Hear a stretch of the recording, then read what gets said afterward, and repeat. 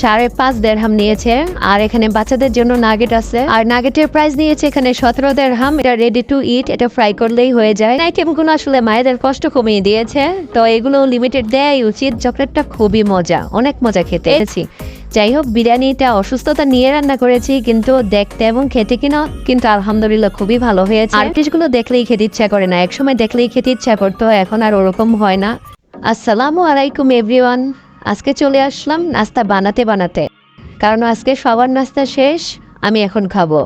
আর এই ব্রেডটা যদি গরম গরম খাওয়া না হয় তাহলে চিজটা শক্ত হয়ে যায়, প্রপার যে স্বাদ ওটা পাওয়া যায় না। এজন্য আগে বাচ্চাদেরকে খাইয়ে নিয়েছি, ওদের খাওয়া শেষ, এখন আমি আমার জন্য রেডি করে নিচ্ছি। আর এই চিজ ব্রেডটা আমার গরম গরম খেতেই ভালো লাগে, ইনফ্যাক্ট সবারই এটা গরম গরম খেতেই খুব বেশি ভালো লাগে। আর এদিকে গ্রোসারি বাজার চলে আসছে, তো যেহেতু নাস্তা বানাচ্ছিলাম, ওদেরকে খাওয়াচ্ছিলাম, এই জন্য ব্যাগটা খুলিনি, এখন ব্যাগটা আনপ্যাক করছি। এখানে মাশরুম আছে, এখানে মাশরুম 6 থেকে 7 পিস 5.5 দিরহাম নিয়েছে। আর এখানে বাচ্চাদের জন্য নাগেট আছে, আর নাগেটের প্রাইস নিয়েছে এখানে 17 দিরহাম, এটা বিগ সাইজ। এই নাগেট গুলো ভাজার পর অনেকক্ষণ পর্যন্ত মুচমুচে ভাব থাকে, বাহিরের যে ব্রেড ক্রামটা অনেকক্ষণ ক্রিস্পি থাকে। আর এখানে একটা চিজ নিয়েছি, আবারও আগেরটা ফিনিশ হয়ে গিয়েছে। আর এখানে নিয়েছি বাচ্চাদের জন্য চিকেন সসেস, তো এটার প্রাইস নিয়েছে 11 দিরহাম। এরপর এখানে নিয়েছি চিকেন বার্গার পেটি, তো এটার প্রাইস সম্ভবত 20 দিরহামের মধ্যেই হবে, আমার এক্সাক্ট মনে নাই। তো এটা রেডি টু ইট, এটা ফ্রাই করলেই হয়ে যায়, এটা খেতে খুবই ভালো, ফ্রেশ। ফ্রোজেন আইটেমগুলো আসলে মায়েদের কষ্ট কমিয়ে দিয়েছে, তো এগুলো লিমিটেড দেয়াই উচিত বাচ্চাদের, তো আমি মাঝে মধ্যে দেই, রেগুলার দেই না। এখানে ব্রেড রোল নিয়েছি, এগুলোর প্রাইস কম, এখানে 2.5 দিরহাম করে। আর এখানে বিস্কিট নিয়েছি 2 রকমের, তো বিস্কিট ফ্যামিলির এখন আর কেউ ওরকম খেতে চায় না, তো আগে বাচ্চারা খেত আমাদের সাথে চায়ে, আমরা যখন খেতাম। এখন বাচ্চারাও খায় না, আর আমরাও চা দিয়ে ওরকম বিস্কিট খাই না। আর বিস্কিট গুলো নিয়েছে 9-10 দিরহাম করে হবে, আর পাউরুটি নিয়েছে 5.5 দিরহাম।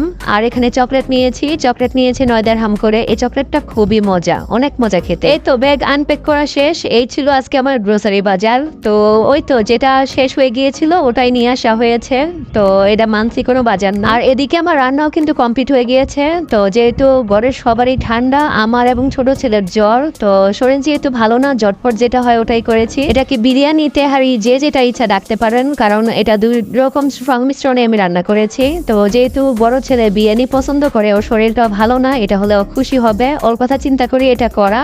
তো দেখি খাওয়াতে পারি কিনা। আর দেখুন এখানে আমি ক্যামেরাটি একটু উল্টা করে ধরেছি, এজন্য হয়তো আপনাদের দেখতে সমস্যা হচ্ছে, আমি নিজেও খেয়াল করিনি, এখন এডিটিং করতে গিয়ে আমি খেয়াল করলাম যে আমি উল্টা ধরেছি।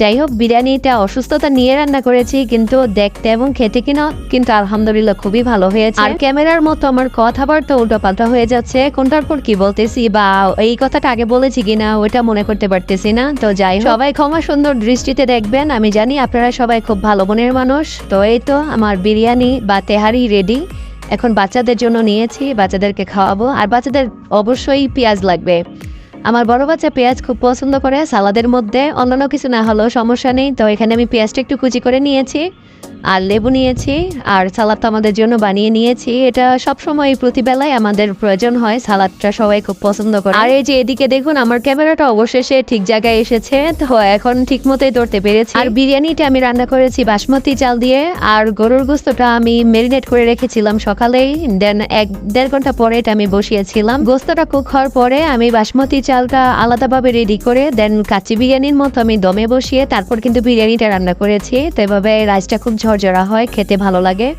আর এখানে বিকেলে যেহেতু সবাই অসুস্থ, বাইরে থেকে নাস্তা নিয়ে আসছে, যে খাবো কিনা, খেলে হয়তো ভালো লাগবে, কিন্তু দেখে আমার খেতে ইচ্ছা করতেছে না, এমনি তো রুচি নেই, তারপরে খেতে ইচ্ছা করতেছে না। দুপুরে বিরিয়ানি খেয়েছি, তো এখন এইসব জিনিসগুলো দেখলেই খেতে ইচ্ছা করে না, একসময় দেখলেই খেতে ইচ্ছা করতো, এখন আর ওরকম হয় না। কারণ যারা ডায়েট করে শরীরটা একটু কন্ট্রোলে নিয়ে আসে, তারা জানে এই ডায়েটটা কতটা কষ্ট করে করতে হয়, বা একটু ওজন বেড়ে গেলে কত কষ্ট হয়। তো এই তো বাচ্চারা একটু একটু করে খাচ্ছে, আমি মোটামুটি সবই খাই, কিন্তু পরিমাণে একটু কম খাই। তো 2-1 পিস খেয়েছিলাম। ভালো থাকবেন, আল্লাহ হাফেজ।